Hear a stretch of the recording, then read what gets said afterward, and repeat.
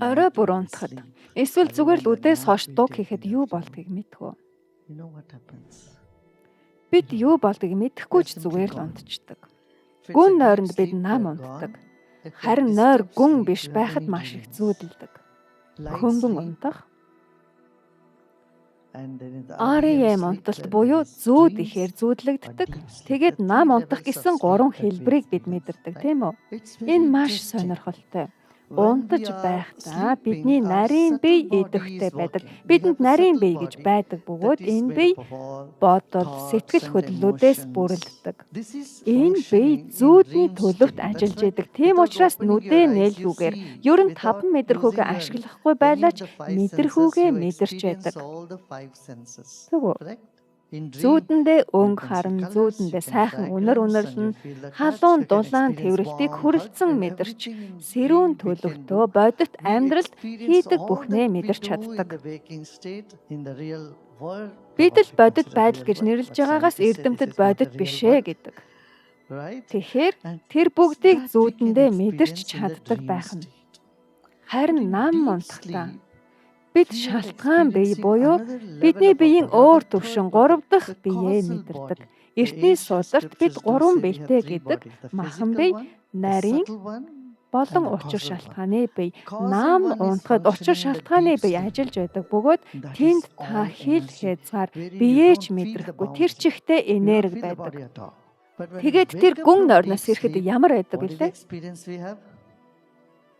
Эрч хүчтэй.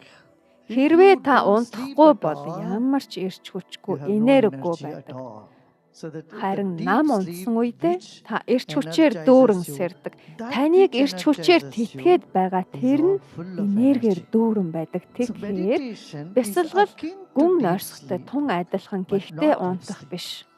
Учир нь та удаан унтах тусам улам ядарсан мэдрэмжтэй байдаг. Анзаарч ирсэн үү? Хүмүүс архиуж мансуураад маргааш нь шаарддаг. Шаардах гэдэг үлээ. Нэг тиймэрхүү нэртэй. Шаардахад маш их ядарсан, залхуу гүрсэн, юу ч хиймээргүй байдгаа гэж би сонсч байсан. Мансууруулах эм хэрэглээд мөн ингэдгээ гэж сонссон. Эцэж ядардаг зөв үү? Туйлдаж, цөхөрч, ямар ч эрч хүчгүй болсон байна. Харин бясалгалд ингэдэггүй. Бясалгал танд сайхан мэдрэмжийг төрүүлж, бясалгаад дуусахад та эрч хүчтэй болсон байдаг. Тэгэд энэ нь зөв зохистой мэдрэмж. Бясалгал дархлааны тогтолцоог 5 дахин эцэгчүүлдэг гэсэн шинжлэх ухааны судалгаа байгаа. Бясалгал дархлааны тогтолцоог тэлтгэж дэмждэг. Ялангуяа ковидын үеэр дэлхийд даяар эрүүл мэндийн салбарын ажилчид бясалгал хийгээд тэдэнд маш их тусар нэмэртэй байсан гэж тэд хэлж байсан.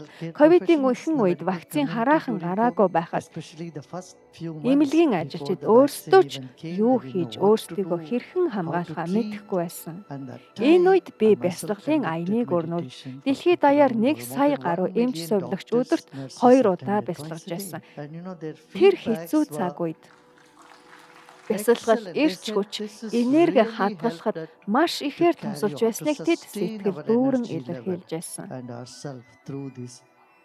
Тэгэхээр бясалгал амьсгалын дасгал таны биеийн нэг хэсэг болсон энергийн их үүсвэрт тань шалтгаан биед тань хүргэдэг.